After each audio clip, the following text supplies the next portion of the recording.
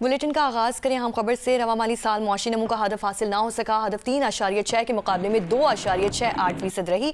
ज़राअत समेत तकरीबन तमाम शोबों में तरक्की का हदफ हासिल ना किया जा सका। हमारे साथ मौजूद है नुमाइंदा जियो न्यूज़ सैफ रहमान, उनसे बात करेंगे। सैफ, जब हम आदाद शुमार को देखते हैं और अहदाफ को देखते हैं तो हम अहदाफ हासिल करने में नाकाम रहे हैं। How upset we are? देखें, जो इकोनॉमिक एडवाइजर्स विंग है उसने जो रवा माली साल है 24-25 उसका जो इक्तिसादी जायजा है जो कल पेश होना है, उसके जो अदाद शुमार को जो हतमी शक्ल दी है, हमारे जराए ने ये बताया है कि जो ग्रोथ थी 2.6 से हासिल हुई है 3.6 के मुकाबले में। इसकी जो बड़ी वजह नजर आ रही है जो टारगेट हासिल ना होना, इसमें हमारा 20% जो हिस्सा होता है वो पाकिस्तान की एग्रीकल्चर का है।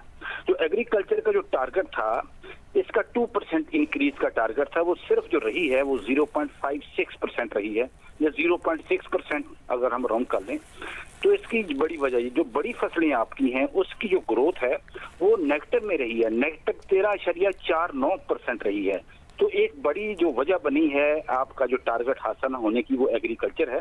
और इसमें भी अगर हम देखें एग्रीकल्चर में तो जो आपकी जो कॉटन जिनिंग है उसका बड़ा रोल होता है, जिसने आगे जाके टेक्सटाइल सेक्टर को प्रमोट करना, तो वो नेगेटिव में है। उसकी 19% उसकी जो ग्रोथ है वो भी मनफी में है।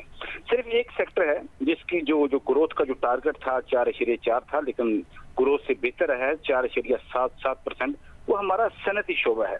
तो उसमें भी अगर हम सनती शोबे में देखें, जो हमारी लार्ज स्केल मैन्युफैक्चरिंग है उसकी जो ग्रोथ है वो भी नेगेटिव में है, लेकिन जो छोटी सनतें हैं वो भी बड़ा हिस्सा है पाकिस्तान में, उसकी ग्रोथ टारगेट से ज्यादा रही है। 8.89%, तकरीबन 9% ग्रोथ रही है, टारगेट से ज्यादा है। तो इसने इस सेक्टर को बचाया है। इसके बाद आपका जो बिजली, गैस और वाटर सप्लाई का शोबा है उसकी ग्रोथ टारगेट से बहुत ज्यादा है, 2.5%, 2.5% इसका टारगेट था, लेकिन जो ग्रोथ रही है तकरीबन 29% रही है।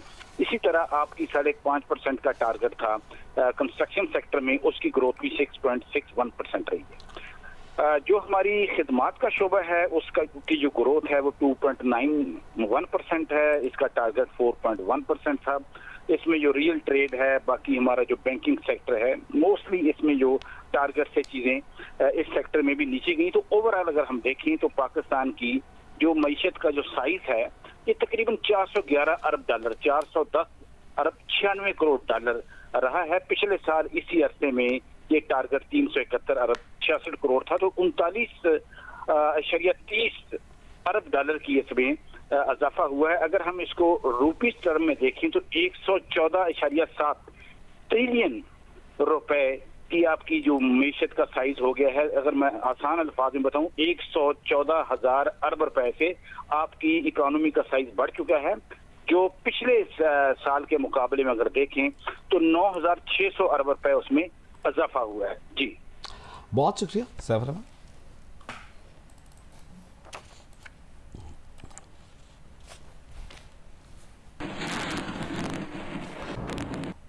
और जैसे कि आप जानते हैं कि पाकिस्तान का मुकदमा पेश करने के लिए बिलावल भुट्टो जरदारी की क़यादत में एक सिफारती वफ़द अमेरिका में मौजूद था, जिसमें न्यूयॉर्क ने और वाशिंगटन में जिस वफ़द ने मुलाकातें की हैं, और उसी के हवाले से आपको अपडेट करें कि पाकिस्तान के पार्लिमानी वफ़द के सरबराह बिलावल भुट्टो जरदारी ने कहा है कि भारत का पाकिस्तान के पानी की फराहमी बंद करना एटमी आबी जंग की बुनियाद रखने के मुतरादिफ है। हम पहले भी वाज़ेह कर चुके हैं कि पानी की तरसील रोकना हमारे लिए ऐलान जंग के बराबर होगा। एक बयान में बिलावल ने कहा कि हम ये बात किसी इश्तियाल या जज्बात में नहीं कह रहे, ना ही इस बात में कोई खुशी पोशीदा है। हमारी ये बात एक हकीकत पर मबनी संजीदा मौक़िफ़ है।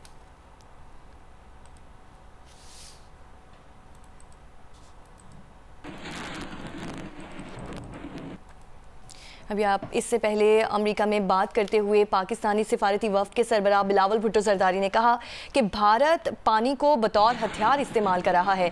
भारत अपने अवाम समेत सारी दुनिया से झूठ बोल रहा है। उसे अपने तैयारों के गिरने का एतराफ़ करने में भी 1 माह का वक्त लगा। बिलावल ने कहा कि आज तक भारत किसी को नहीं बता सका कि मकबूजा कश्मीर के इलाके पहलगाम में हमला करने वाले आखिर थे कौन। इन ख्यालात का इजहार उन्होंने वाशिंगटन में पाकिस्तानी सिफारतखाने में प्रेस कॉन्फ्रेंस में किया। the Indian government's decision to weaponize water and cut off the water supply for 240 million people. We feel it's important that if we are to have a new dialogue with India, if we are to make new promises amongst each other, if we are to perhaps sign new treaties, then it's all the more important that we abide by our old treaties, so we have confidence in each other that the new agreements that we are to make are worth more than the paper that they are written on. Three people are making claims in this situation: Pakistan, the United States, and India. Two of us are saying one thing, one of them is saying something else. So I think it's sort of, you can try to figure out who's telling the truth. India employed disinformation not only during this conflict, they continue to employ disinformation as part of their delegation's tour. They lied to the international community and their own people about this terrorist attack. They were unable, to this day, they haven't shared either with the media, with their allies, or with Pakistan, who they fought a war with, who the terrorists were that were involved in this incident in Indian-occupied Kashmir. पार्लिमानी वफ्द का दौरा मुकम्मल हुआ और America का दौरा मुकम्मल करने के बाद पाकिस्तानी सफारती वफ्द बरतानिया में पहुंच गया। लंदन में जिलिस के नुमाइंदे मुर्तज़ा अली शाह से इस पार्लिमानी वफ्द में शामिल रहनुमाओं ने गुफ्तगू की है। वफ्द के रुकन फैसल सब्जवारी ने कहा कि पाकिस्तानी दौरे में इस बात को उजागर किया कि आलमी ताकतें भारत को बताएं दो एटमी मुल्क ऐसे खतरनाक माहौल में आगे नहीं बढ़ सकते। सेनेटर बुशरान जुम्बट ने कहा कि पाकिस्तानी वफ्द को न्यूयॉर्क और वाशिंगटन में भी बहुत पसीराई मिली है।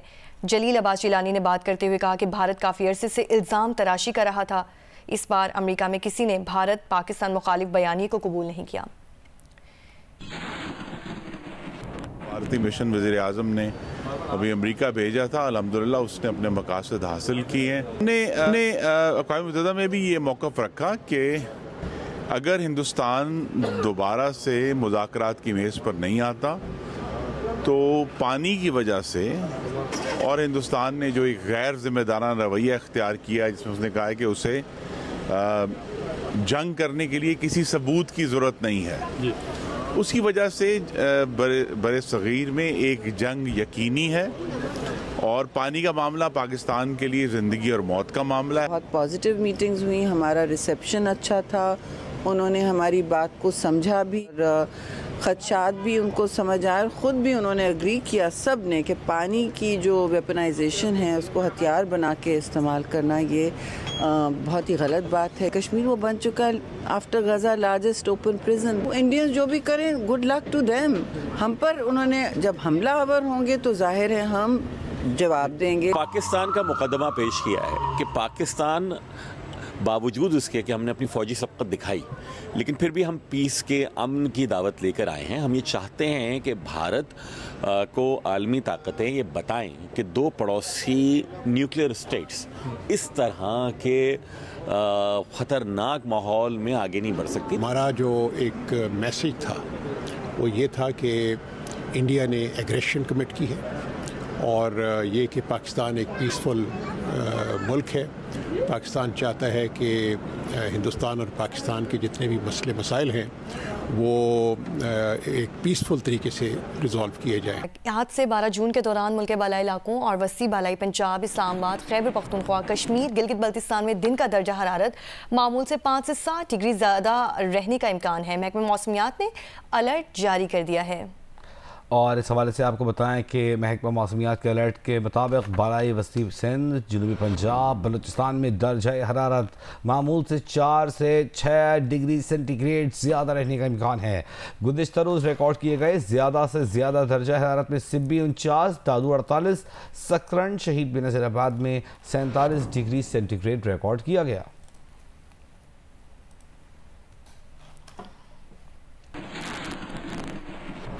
ईद के दूसरे रोज़ भी जुड़वां शहर रावलपिंडी इस्लामाबाद की गर्मी की शिद्दत बरकरार रहेगी। महकमा मौसमियात की जानिब से हीट अलर्ट भी जारी रहेगा।